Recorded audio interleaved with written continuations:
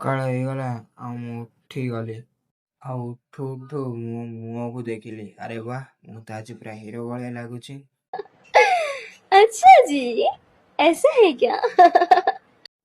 ତାପରେ ଗୋଟେ ଗ୍ଲାସ ପାଣି ଢାଳିଦେଲି।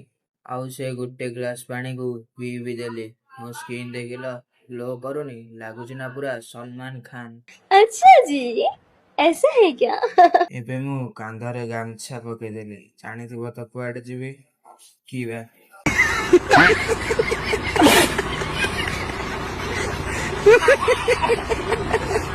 ଡେରା ହୁଆ ମାନେ କଣ?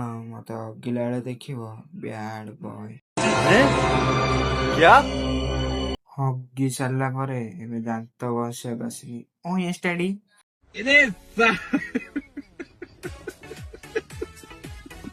ଏବେ ଗାଧେଇକି ଆସିଲି। ଗାଧେଇ ସାରିଲା ପରେ ଅଇନା ଦେଖିଲି। ଆରେ ବାଃ, ଆଜି ତ ମୁଁ ପୁରା ସତରେ ହିରୋ ଭଳିଆ ଦେଖାଯାଉଛି ଆଉ। अच्छा जी, ऐसा है क्या? ତାପରେ ଏବେ ମୁଁ କଲେଜ ପାଇଁ ବାହାରିଗଲି। କଣ ଭାବୁଛ? +2 ଫାର୍ଷ୍ଟ ଇୟର ବା। ହଁ, ଏବେ ସାଇକେଲରେ କଲେଜ ଯାଉଛି। ସେମାନେ 2 ଜଣ ଆଗକୁ ଯାଉଛନ୍ତି, ମୁଁ ପଛରେ ଯାଉଛି। ଆଉ ମୁଁ ଏବେ କଲେଜକୁ ପହଞ୍ଚିବି ଗଲି। ତାପରେ କଲେଜକୁ ପହଞ୍ଚି ସାରିଲା ପରେ ସାଙ୍ଗମାନେ କ୍ଲାସ ନ କରି ଫ୍ରି ଫାୟାର ଖେଳୁଥିଲେ। ବାପର କଲେଜ।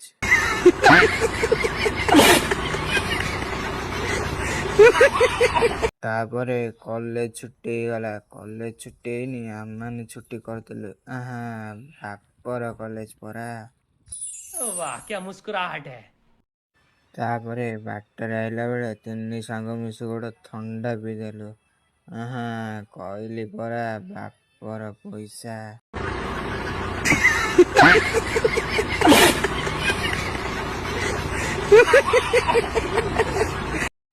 ଘରକୁ ପହଞ୍ଚି ସାରି ଖାଇବା ପାଇଁ ବସିଗଲି। ସକାଳୁ କିଛି ଖାଇନଥିଲି।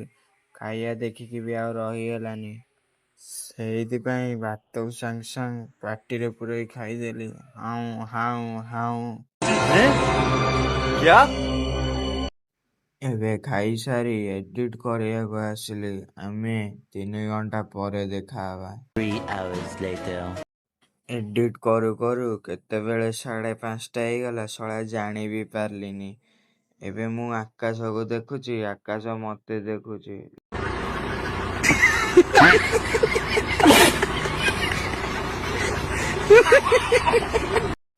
ତାପରେ ଏବେ ମୁଁ ଟ୍ୟୁସନ ପାଇଁ ବାହାରିଗଲି। ମୋ ଖାତା ଦେଖୁଛ, 60 ଟଙ୍କିଆ ଖାତା। ବାପର ପଇସା ପରା।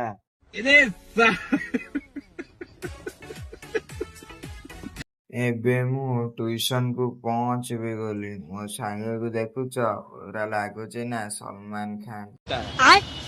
ତ ଏବେ ମୁଁ ଟ୍ୟୁସନ ଆସି ପହଞ୍ଚିବାକୁ। ତ ଆଜିର ସେକେଣ୍ଡ ଭିଡିଓକୁ ମୁଁ ଏଇଠି ରଖିଲି। ଦେଖା ହବ ଥାର୍ଡ ପାର୍ଟରେ। ରହିଲି, ଜୟ ଜଗନ୍ନାଥ।